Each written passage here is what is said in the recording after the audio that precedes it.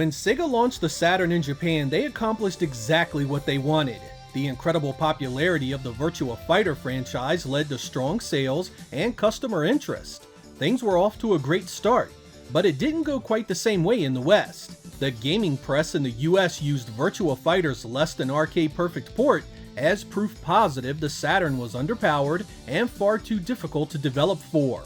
Article after article questioned Sega's plans while heaping praise on the PlayStation and its texture-mapped alternative Battle Arena Toshinden. Within Sega itself, a contingency plan was put into place to deal with some of that negative press, resulting in developer AM1 completely redoing the graphics engine that powered the Saturn port of Virtua Fighter. With support from AM2, they turned the flat-shaded polygons of the original into a fully textured-mapped showpiece they hoped competed better with some of Sony's games. That project would be finished and released first as a Japanese STV Titan arcade game in June of 1995. A month later, it was dropped on the Saturn in Japan as a budget release for just 3,400 yen, or less than half the original game's retail price.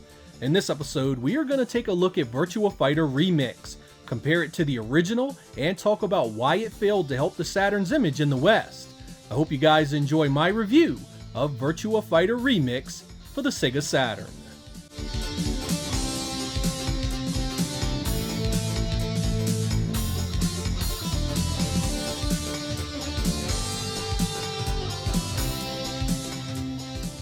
Before we get into the visual changes, let's talk a bit about the core gameplay. Those expecting changes in this area will be sorely disappointed. This is the same game Sega released before in regards to movesets, fighters, and how they are executed. If you were good at the original, you'll be good at this one. I have read that Sega also improved the timing a bit so that there is less input lag, but I can't feel it playing the two back to back. They feel like the same engine, with one just looking and running better. There are 8 fighters to choose from, with the final fight taking place against a metallic beast of a woman that can do the moves of any of the other fighters. Sort of like Mortal Kombat Shang Tsung without the morphing. The fighting styles vary quite a bit. Pai relies on speed and vicious combos. Akira is a power fighter who overwhelms his foe. Wolf is a wrestler that has a wide array of punishing throws. There's somebody here for pretty much all playstyles, and each one balances one another fairly well. This balance is mostly thanks to the core moves all the fighters share. Every one has the basics. Everything from a standing roundhouse to simple punch combos, each fighter has a standard counter or attack that works well against the various special moves that can otherwise dog a life bar in seconds. All of this centers around your guard button, which stops pretty much everything except the throws. Block effectively and you can counter just about everything with any fighter. The biggest quirk here is the jump, which results in a strange floatiness that just doesn't feel quite right. It's almost like you are battling in low gravity or something. You adjust to it, but it's definitely something that has always been a peculiar part of the series. 1, ready, go!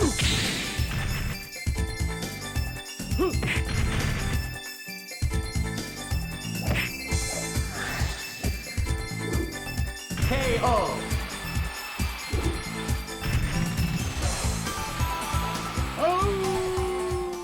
While the gameplay may be the same, the graphics get a huge boost here.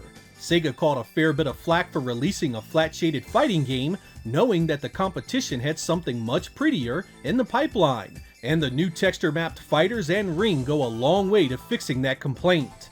Sega AM1 also redid the engine to include heavy use of Saturn's VDP2 chip, which now renders the ring.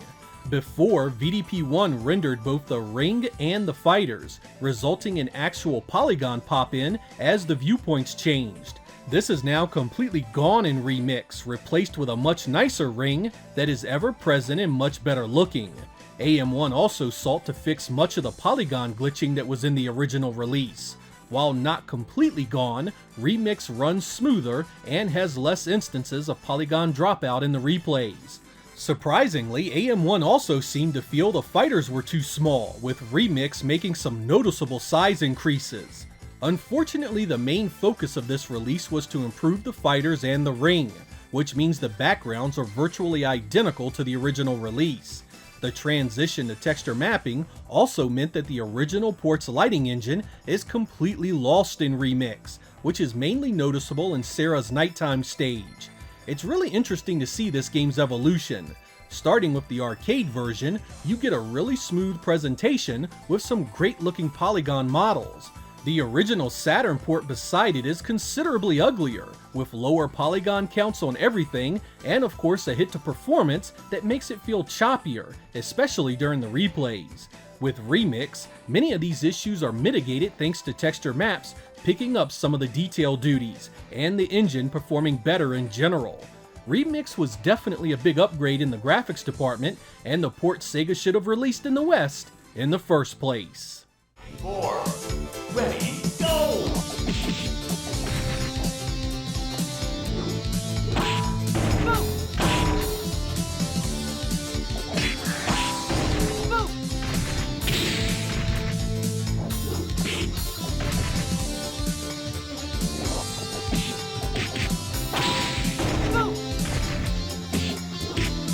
KO!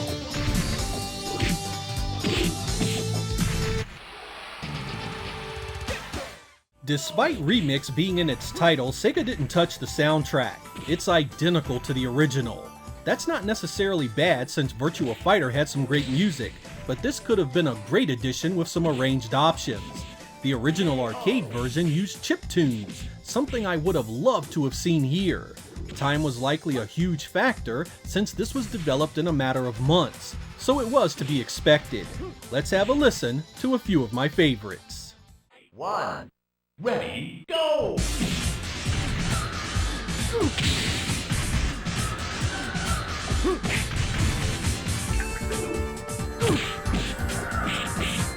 KO! 1, ready, go!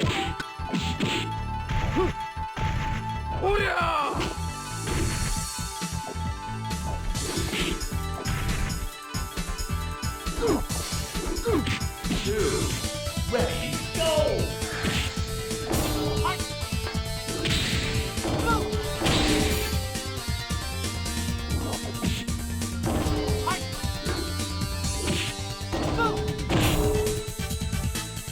KO!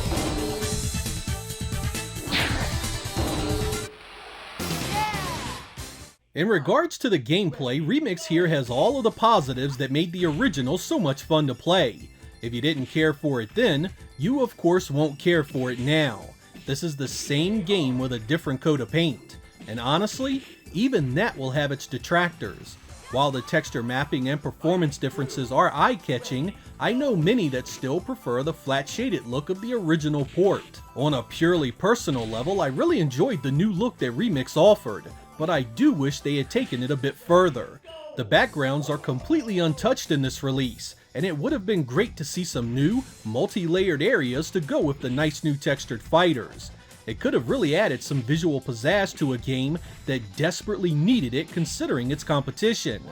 One thing that I didn't like about Remix is that they actually textured the final boss Doral, or Doral if you prefer.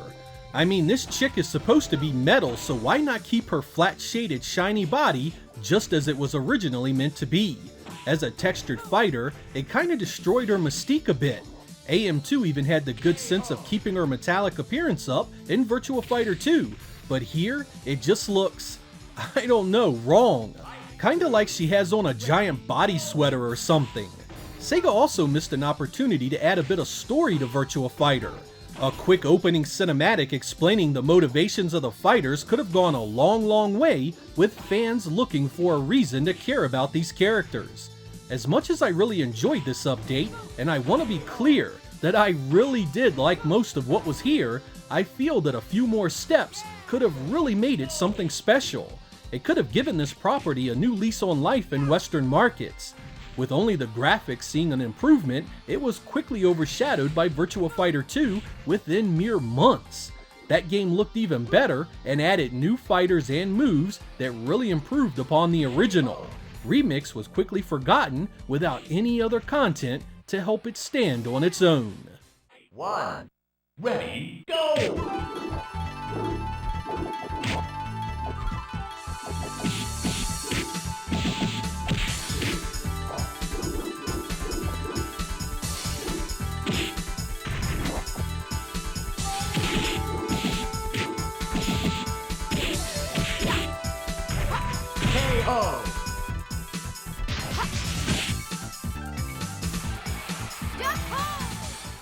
Outside of Remix's graphical overhaul, it also has numerous other interesting tidbits about its history. Sega actually gave this away as a pack-in for a few different regions, as well as a freebie to Saturn owners in North America that purchased the hardware between a certain date. The actual US long box retail release was produced in extremely small numbers, resulting in one hell of a rare game that can be really expensive. This means there are actually 3 different disc variants for the North American version. There's the purple retail disc, and then there's the orange disc that came in a cardboard sleeve, and there's the blue jewel case edition. The PAL releases of it often came with an extra CG portrait collection disc that had images of the fighters in various poses, both inside and out of the ring. A year after its Japanese release, Sega made a special SegaNet version that was compatible with the X-Band. It allowed online multiplayer at home, something that wasn't seen again in the series until Virtua Fighter 5 Online for the Xbox 360 in 2007. The STV Titan release is identical visually to the Saturn version, though it does have some tutorial information during its attract mode and a ranking system that determines your skill level upon completion of the game. All in all, I was really grateful Sega chose to do this release. While I was mostly happy with the original port, there is no question this was a big makeover that should have been at the very least an option in that first release. So adamant was Sega about bringing the arcade version home in time for the Saturn's launch, they kinda left it bare bones. Remix here goes a long way to fixing that, though I still would have loved to have seen some new backgrounds, the arcade version's soundtrack, and maybe a small bit of story added to liven up the presentation. Still, it's a must-own for fight fans who appreciated the series. Most versions of it are dirt cheap even now. I routinely see the Japanese original go for under $10, and that's a steal by any measure of the term. I'm Sega Lord X. Thank you guys for watching, and I will catch you next time.